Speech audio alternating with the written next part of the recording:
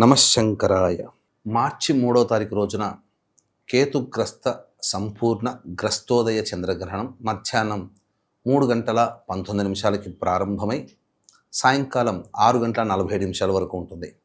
ఇదే రోజున హోళీ పండుగ, పాల్గొన పౌర్ణమి కాబట్టి ఈ సందర్భంగా చాలామందికి ఒక సందేహం ఏంటంటే, ఈ పండుగ ఎప్పుడు జరుపుకోవాలి? 3వ తారీఖు 4వ తారీఖు గ్రహణం వచ్చింది కదండి, పండుగ జరుపుకోకూడదేమో అని అంటారు.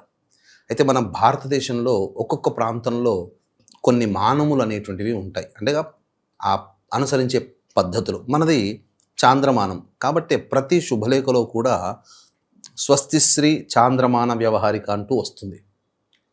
అదే నార్త్ సైడ్ వాళ్ళైతే బారహస్పత్యమానము, ఢిల్లీ, యూపీ అట్లాంటి పరిసర ప్రాంతాలు, ఈశాన్యము, అలాగే ఈ తమిళనాడు, కేరళ రాష్ట్ర ప్రాంతాల్లో సౌరమాన ప్రకారం. కాబట్టి మనది చాంద్రమాన ప్రకారం కాబట్టి పౌర్ణమి తిథి ఎప్పుడు ఉంటుందో అదే రోజు హోళీ పండుగ. కాబట్టి ఈ గ్రహణ శూలం అనేటువంటిది గ్రహణం ఏర్పడడానికి ముందు 3 జాములు, అంటే ఉదయం 9:19 ప్రారంభమవుతుంది. కాబట్టి సూర్యోదయానికి ఈ గ్రహణ శూల ఉండదు. కాబట్టి మనము పౌర్ణమి తిథి సూర్యోదయానికి ఉంది కాబట్టి చక్కగా ఈ యొక్క పండుగని మనం 3వ తారీఖున మన ప్రాంత ప్రజలందరూ కూడా జరుపుకోవచ్చు.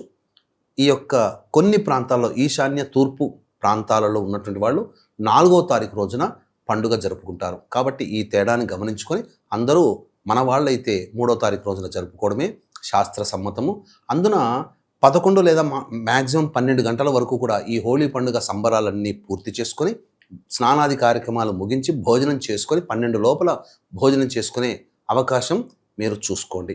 ఈ యొక్క సింహరాశిలో ఏర్పడుతున్నటువంటి గ్రహణం చేత మేష, వృషభ, కర్కాటక, సింహ, కన్య, ధనుస్సు, మకర, కుంభరాశిలో జన్మించినటువంటి వారికి ఈ గ్రహణ దోష ప్రభావం ఉంటుంది. కాబట్టి అందరూ కూడా ఆ చెప్పిన సమయంలో ఇష్టదేవత ఆరాధన, గురు గ్రహ అష్టోత్తర పారాయణం చేయడం చాలా మంచిది.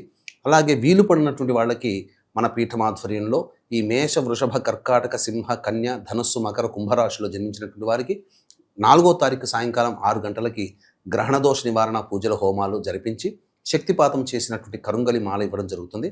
అవకాశం ఉన్నటువంటి వాళ్ళు సాయంకాలం 4వ తారీఖు 5 గంటల లోపల మీరు గోత్రనామాదులు స్క్రీన్పై కనిపిస్తున్న నెంబర్కి కాంటాక్ట్ చేసి నమోదు చేసుకోవచ్చు.